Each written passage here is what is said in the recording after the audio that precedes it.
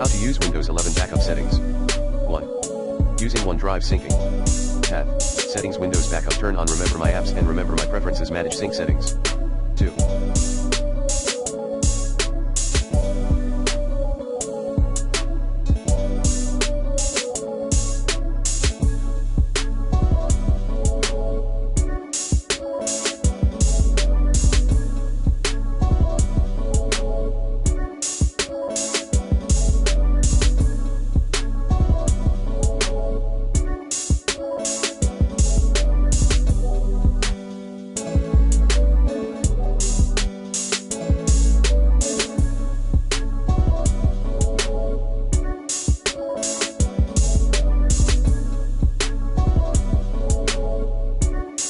Use file history in control panel. 3.